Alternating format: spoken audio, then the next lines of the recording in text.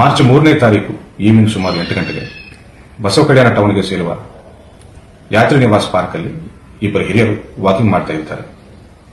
ಅದೇ park gate ಕಡೆ 6 ಯುವಕರು ಸೇರಿಕೊಂಡು ಕುಡಿದ ಅಮಲಿನಲ್ಲಿ ನ್ಯೂಸೆನ್ಸ್ ಮಾಡ್ತಿರುವಾಗ ಅವರಿಗೆ ಬುದ್ಧಿಮಾತು ಹೇಳಬೇಕಂತ ಇಬ್ಬರು ಹಿರಿಯರು ಅವರ ಕಡೆ ಹೋದಾಗ ವಾಗ್ವಿವಾದ ಬೆಳೆದು 6 ಯುವಕರು ಈ ಇಬ್ಬರು ಹಿರಿಯರ ಮೇಲೆ ಹಲ್ಲೆ ಮಾಡಿರ್ತಾರೆ. ಹಲ್ಲೆಗೆ ಒಳಗಾದ ಈ ಇಬ್ಬರು ಬಸವ ಕಲ್ಯಾಣ ಟೌನ್ ಪೊಲೀಸ್ ಸ್ಟೇಷನ್ಗೆ ಬಂದು ಕಂಪ್ಲೇಂಟ್ ಕೊಡ್ತಾರೆ. ಪೊಲೀಸರು ಪ್ರಕರಣ ದಾಖಲಿಸಿಕೊಂಡು 6 ಆರೋಪಿಗಳನ್ನು ಹಿಡಿಯಬೇಕೆಂದು ಹೊರಟಿದ್ದಾಗ ಸ್ಟೇಷನ್ ಮುಂದೆ ಒಂದು ಸಮುದಾಯಕ್ಕೆ ಸೇರಿದ ಜನರು ಸೇರಿಕೊಂಡು ಅಡೆತಡೆ ಮಾಡಿ ನಮ್ಮ ವೆಹಿಕಲ್ಸ್ಗೆ ಅಡ್ಡ ಬಂದು ನಮ್ಮ ಕಾರ್ಯಾಚರಣೆಗೆ ತೊಂದರೆ ಮಾಡಿದ್ದಾರೆ. ಅವರನ್ನು ಶಾಂತಿಯುತವಾಗಿ ಅವರನ್ನು ಡಿಸ್ಪರ್ಸ್ ಮಾಡಬೇಕೆಂದು ಪ್ರಯತ್ನ ಮಾಡಿದ್ರು ನಮಗೆ ಸಹಕಾರ ನೀಡದಿದ್ದರಿಂದ ಅವರ ಮೇಲೆ ಕೂಡ ಒಂದು ಪ್ರಕರಣ ದಾಖಲಿಸಿಕೊಂಡಿದ್ದೇವೆ.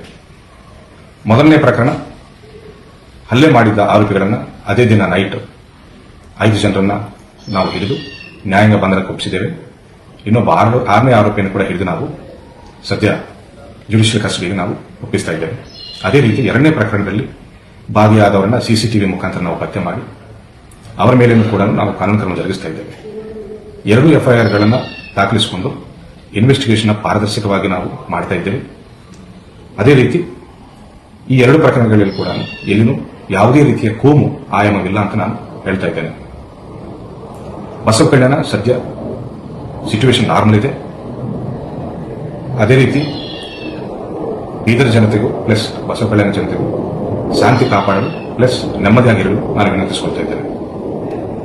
ಈ ಘಟನೆ ಬಗ್ಗೆ ಸಂಪೂರ್ಣ ಮಾಹಿತಿ ಇಲ್ಲದೆ ಕೆಲವು ಸೋಷಿಯಲ್ ಮೀಡಿಯಾ ಅಕೌಂಟ್ಸ್ ಕೆಲವು ಪೋಸ್ಟ್ಗಳನ್ನು ಕೆಲವು ವಿಡಿಯೋಗಳನ್ನು ಅಪ್ಲೋಡ್ ಮಾಡ್ತಾ ಇದ್ದಾರೆ ಅಂಡ್ ಶೇರ್ ಮಾಡ್ತಾ ಇದ್ದಾರೆ. ಸಂಪೂರ್ಣ ಮಾಹಿತಿ ಇಲ್ಲದೆ ವದಂತಿಗಳನ್ನು ಹರಡಿಸುವ ಇಂಥ ಅಕೌಂಟ್ಗಳ ಮೇಲೆ ನಾವು ತೀವ್ರ ನಿಗಾ ವಹಿಸ್ತಾ ಇದ್ದೇವೆ. ಅದೇ ರೀತಿ ಈ ಪೋಸ್ಟ್ಗಳಿಗೆ ಉತ್ತರ ನೀಡುತ್ತಾ ಬೇಜವಾಬ್ದಾರಿತನದಿಂದ ಹಿಂಸೆಗೆ ಪ್ರಚೋದನೆ ನೀಡುವ ರೀತಿ ಪೋಸ್ಟ್ಗಳನ್ನು ಹಾಕ್ತಿರುವವರನ್ನ ಕಾಮೆಂಟ್ಸ್ ಮಾಡ್ತಿರುವವರ ಮೇಲೆ ಕೂಡ ನಾವು ನಿಗಾ ವಹಿಸ್ತಾ ಇದ್ದೇವೆ.